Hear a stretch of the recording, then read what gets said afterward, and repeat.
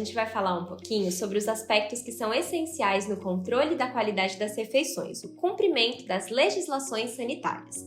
Afinal, existem regras que são importantes para garantir que os alimentos cheguem sem causar problemas de saúde.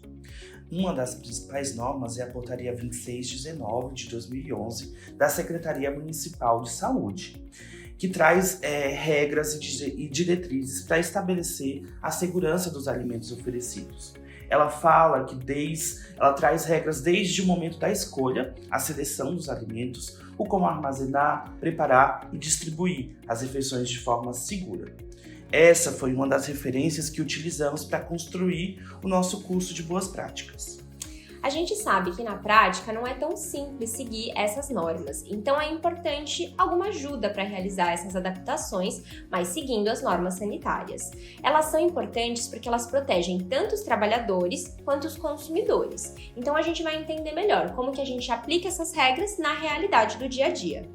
Pois bem, como vimos no episódio 1, a produção de refeição segue um fluxo. Começa com a seleção dos alimentos, passa pelo recebimento, o armazenamento, segue para a preparação, depois a distribuição e, por fim, o descarte correto dos resíduos. Cada uma dessas etapas envolve riscos que precisam ser controlados corretamente. A primeira etapa é selecionar bem os alimentos. De acordo com a Portaria 2619, essa etapa deve seguir alguns critérios. E aí entra um ponto interessante. A legislação sanitária não só protege a saúde, como também busca valorizar a qualidade dos alimentos, dos ingredientes. Vamos ver o que levar em conta, o que considerar nesse momento?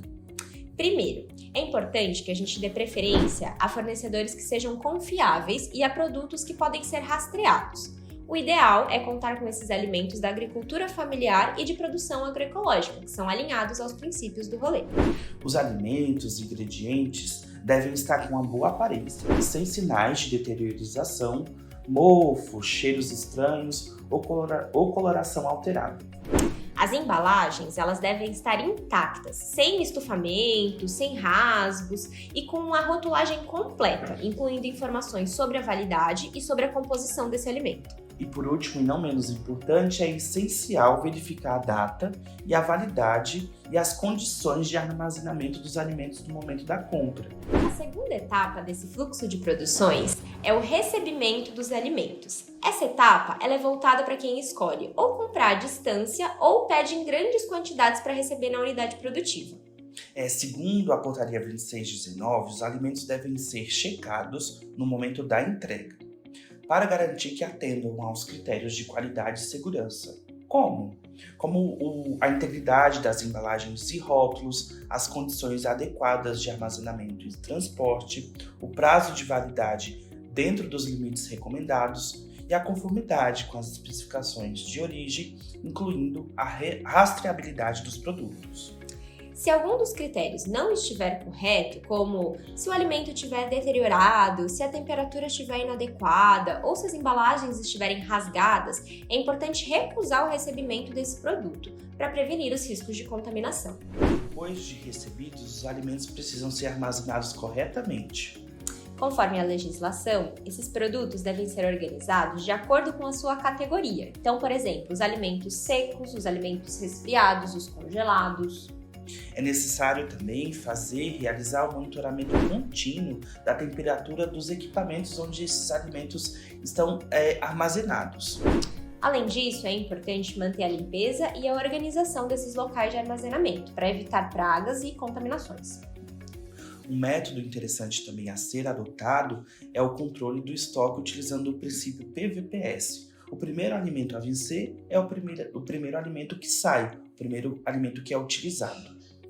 E atenção, para garantir as condições sanitárias, os alimentos não podem ser armazenados diretamente no chão. Durante o preparo, os cuidados precisam ser ainda maiores. A Portaria 2619 exige que os manipuladores adotem uma série de boas práticas, incluindo a higienização das mãos, aquele processo que envolve a lavagem e a desinfecção, o uso de EPIs, os equipamentos de proteção individual, como as toucas, os aventais e as luvas descartáveis. Outro ponto importante das boas práticas é evitar a contaminação cruzada, separando então os utensílios e higienizando bem as superfícies para diferentes tipos de alimentos. E o último ponto que a gente também vai ressaltar é o controle da temperatura desses alimentos, para garantir que as preparações quentes sejam mantidas acima de 60 graus e os alimentos frios abaixo de 5 graus. A próxima etapa do fluxo de produção é a distribuição e o consumo das refeições. Um aspecto muito importante é o tempo de exposição das refeições prontas. Agora vão ser muitos números e temperaturas. Enfim, os alimentos quentes devem ser mantidos em temperaturas superiores a 60 graus e não podem ultrapassar 6 horas de exposição. Caso fiquem expostos a temperaturas abaixo de 60 graus, não podem ultrapassar 1 hora de exposição.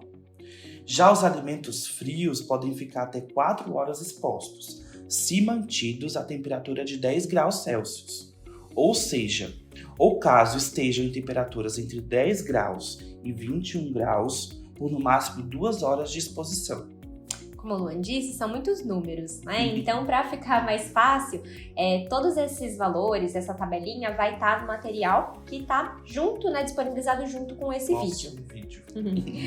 Bom, para garantir que esses alimentos servidos continuem seguros, a legislação orienta mais alguns pontos importantes. Então, que se faça a manutenção da temperatura desses alimentos até o momento do consumo, que se utilizem utensílios higienizados e próprios para esse serviço, que se faça o monitoramento da quantidade e da qualidade para que as porções sejam suficientes para todos os estudantes e educadores e que se faça um treinamento contínuo dos profissionais envolvidos tanto na manipulação como na distribuição dos alimentos.